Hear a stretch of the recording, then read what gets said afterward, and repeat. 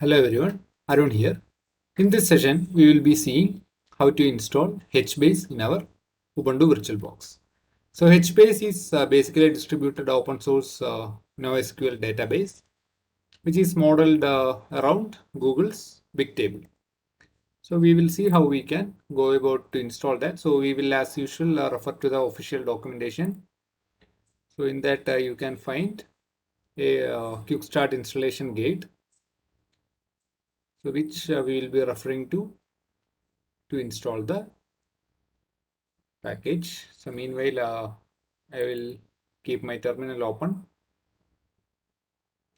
So one prerequisite before installing HBase is Java.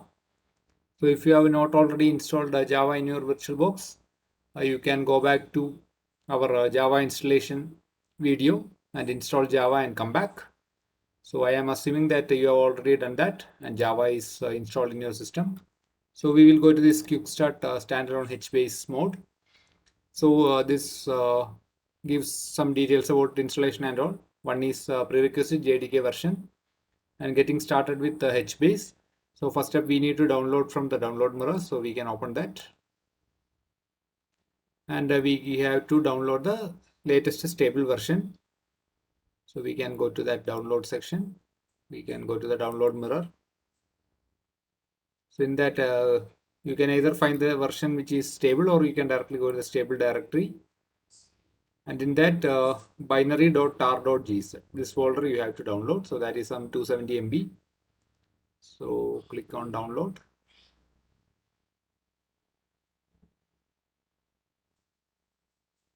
So by the time it downloads, we can just run through the installation steps as well. So steps, we have to extract it, put it into a directory where we have to define. Okay, we can save it. We have to give the path of our Java home in one configuration file. And then we have to run one startup script. Once we run that, we should be able to see the installation successful or not by running this, going to this location. We will be able to know whether our HBase is running successfully. Then running HBase for the first time, we can go through those steps as well. Then further coming down, you can see that some three mechanisms they have told, like standalone version as a pseudo distributed version and fully distributed version 2.3 and 2.4 in this documentation. So that is actually required in case you need to install HBase in a production environment. So HBase is basically part of the Hadoop ecosystem. So and it is running on top of the HDFS or Hadoop file system. So when we are installing in standalone mode, we are configuring it like to basically use our default file system. So if you want to run it on top of the HDFS file system, we need to do as in the step 2.3. And if we need to do it like a remote install and we need to implement like a client server model, then we have to do as in 2.4. But since by this hands-on, we are only aiming to get experience on how to run queries with that, we will be satisfied with the first mode, which is standalone mode using our default PC file system instead of the actual HDFS. So that will be our context for doing this. So we can go to the next step since the download is complete. We need to go to the directory where we have the, I'll just keep this on top, right click, always on top, so that I can easily see. I will go to my downloads directory. So ls will tell me which files are there. As you can see, I got one HBase 2.4.8, so I need to extract that. So command is tar xz followed by file name. HB tab will give me autocomplete. So I will extract that. That will come into the folder by that same name at 2.4.8. So why we do not go for 3.0 is that it is basically an alpha or version undergoing alpha testing.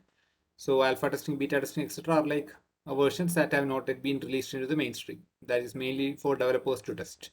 So that's why we are not going for that. Now if you do ls, you can see that one folder is created. So we will go inside that cd change directory HBase 2.4.8. So inside that we need to edit one conf bar hbase.n file. So we will open that. Uh,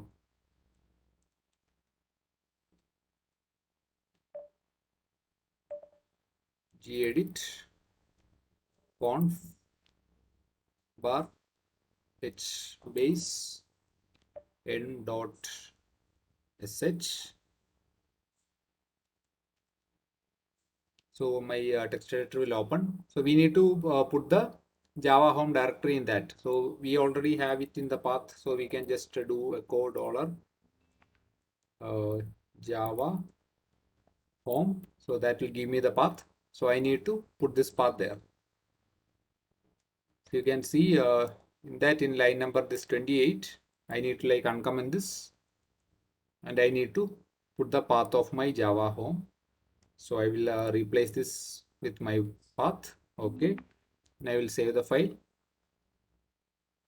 and close it. So then that's done. The fourth step is I need to run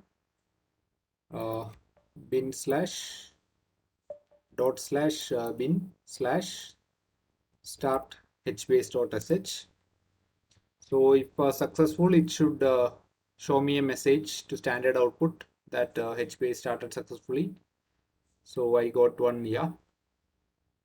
So then I can verify it by typing jps command. So jps, it will show me that I have one running process called hmaster. So that means my installation is successful. Now we can click this link to see whether our web UI is active. So as you can see here, yeah, I got the background server is running, is giving me a UI, GUI, which shows me the version of JVM, Zookeeper, things like that, which are required as part of the HBase installation. So it will tell me all table details, everything I can view here. What are the tables that are created? So we are not created in tables now. So once we create some tables, I can view all those details here, procedures, logs, local logs, metrics, profiler, HBase configuration. So all the details I can see in a GUI. So our basic aim is we would like to try it out with the shell, right? So we will basically go back to our installation steps and okay, we will try this, connect to the HBase through the shell. So first step is you can see bottom, I will have the steps and I will do it on the top terminal here. So this just like a getting started. We will not be going into details like CRUD operations and all that we will see in another session. In this session, we will just see whether these commands are working, whether I am able to connect to shell and all. So I have to run dot slash bin slash hbase space shell. That should take me to the HBase shell.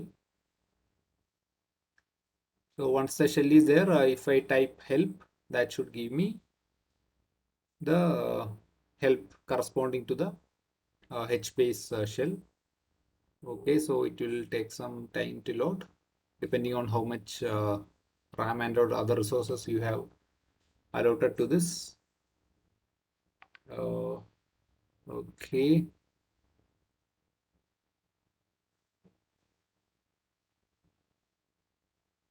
Okay, you will get some errors like native Hadoop library cannot be built like that. So that is because you are loading with your default file system. You are not configured your Hadoop and all. So because of that only you are getting that error.